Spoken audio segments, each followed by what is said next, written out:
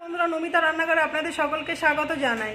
আজকে আমরা আপনাদের জন্য যে রেসিপিটি নিয়ে এসেছি সেটি হলো পনির পোস্ত। চলুন এবার দেখে নিন। আজকের রেসিপির জন্য যে যে উপকরণ লাগবে সেগুলো হলো, আমরা এখানে নিয়ে নিয়েছি পনির, এখানে আছে পোস্ত, আলুটাকে ছোট ছোট করে কেটে নিয়েছি, এখানে ধনেপাতা কুচি আর কাঁচা লঙ্কা চেরা। চলুন এবার আমরা দেখে নিই।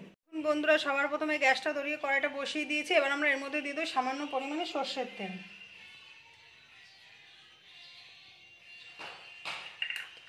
চলুন বন্ধুরা, তেলটা গরম হয়নি, তারপরে আমি আপনাদের দেখাবো।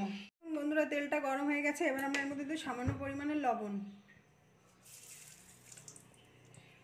আর দিয়ে দেবো সামান্য পরিমাণে হলুদ গুঁড়ো।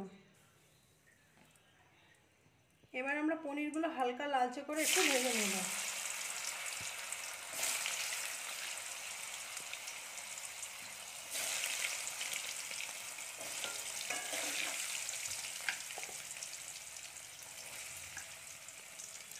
চলুন বন্ধুরা, পনিরগুলো আমরা একটু হালকা লালচে করে ভেজে নিই, তারপরে আমি আপনাদের দেখাচ্ছি।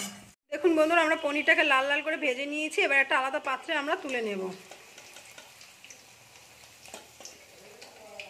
চলুন বন্ধুরা, আমরা পনিরটা তুলে নিই, তারপরে আমি আপনাদের দেখাবো।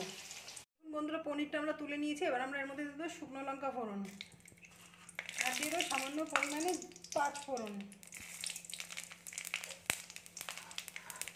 এবার আমরা এর মধ্যে কেটে রাখা আলুগুলো দিয়ে দেবো।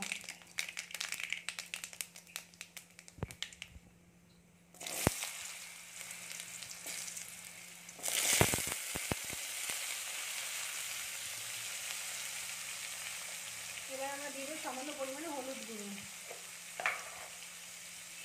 আর দিয়ে দেবো সামান্য পরিমাণে লবণ। এবার দিয়ে দেবো চেরা কাঁচা লঙ্কা।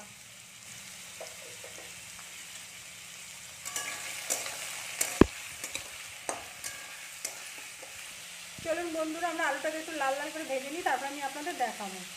দেখুন বন্ধুরা, আলুটা ভালো করে ভেজে নিয়েছি। এবার আমরা এর মধ্যে দিয়ে দেবো পোস্ত।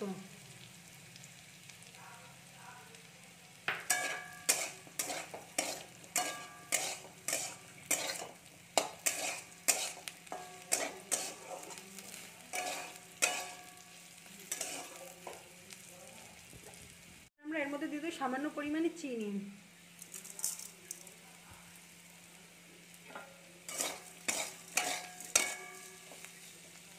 এবার আমরা দিয়ে দেবো এর মধ্যে ভেজে রাখা পনিরটা।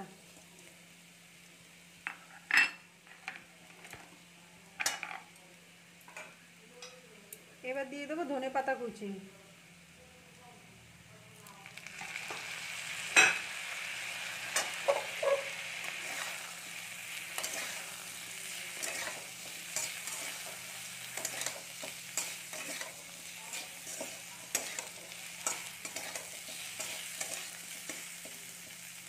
চলুন বন্ধুরা, এবার একটু ভালো করে কষিয়ে নিই, তারপরে আমি আপনাদের দেখাবো।